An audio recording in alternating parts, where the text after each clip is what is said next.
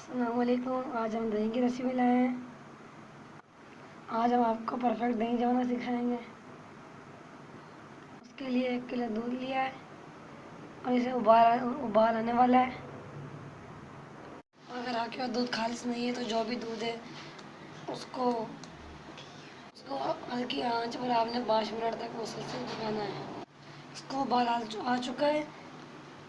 अगर आपके पास खालिश दूध नहीं है तो आपने उसको हल्की आंच पर पकाना है और ऐसे फेंटते जाना है।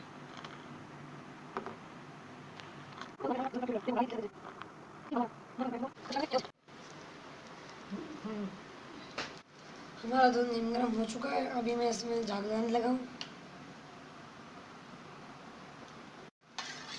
1 टेबल स्पून।